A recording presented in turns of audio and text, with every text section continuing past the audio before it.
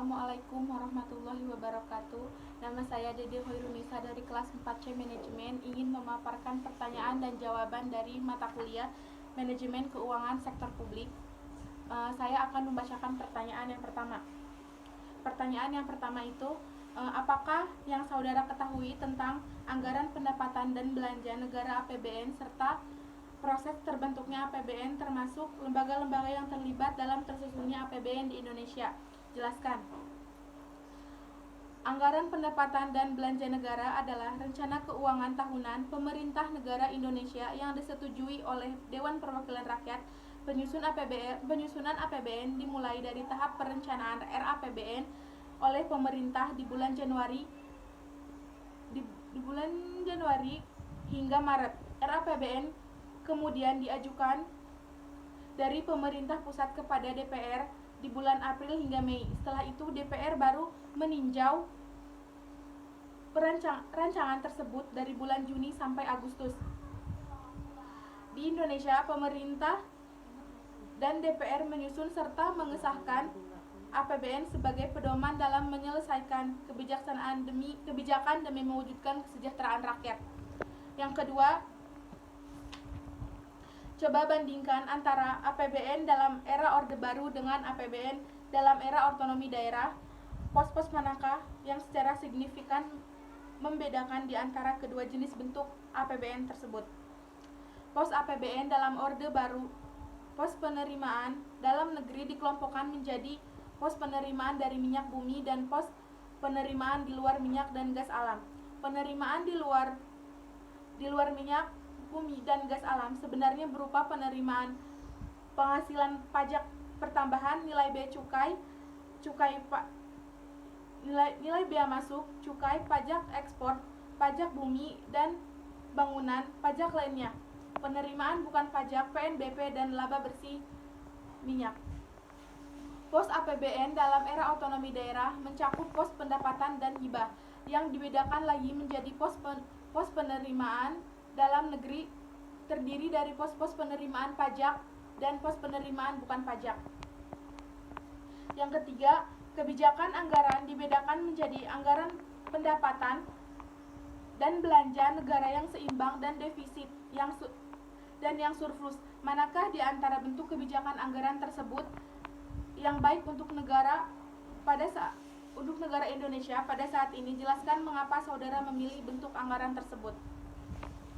Jawabannya adalah, menurut saya yang lebih baik untuk Indonesia adalah surplus, karena surplus anggaran pendapatan tersebut dapat dianggarkan oleh daerah untuk pembayaran pokok utang, penyertaan modal investasi daerah, pemberian pinjaman kepada pemerintah pusat atau daerah lain, dan pembentukan dana cadangan misalnya untuk dana pilkada dan untuk pembangunan infrastruktur.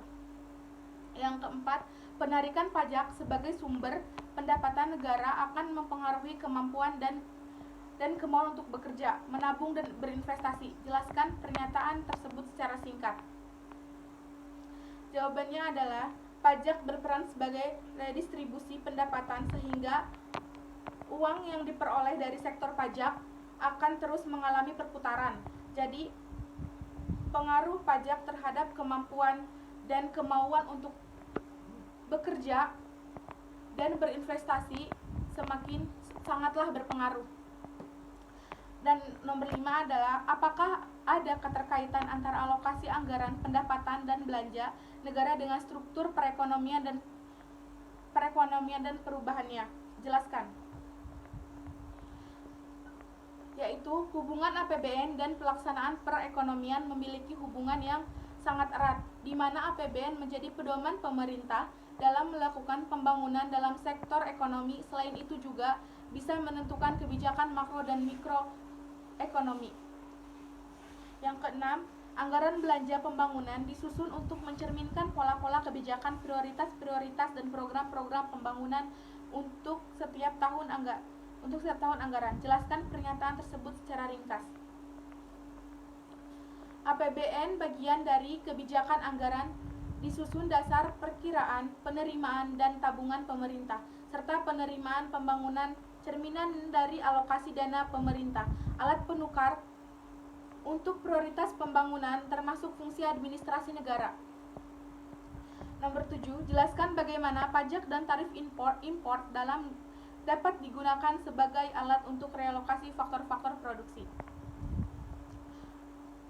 Dengan tujuan agar produksi dapat memperoleh bahan baku menjadi barang jadi yang tentunya disertai pula dengan kesempatan kerja yang lebih baik dan lebih luas.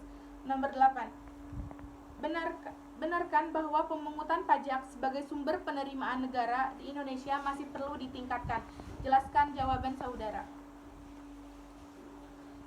Benar, karena pajak merupakan sumber utama penerimaan negara.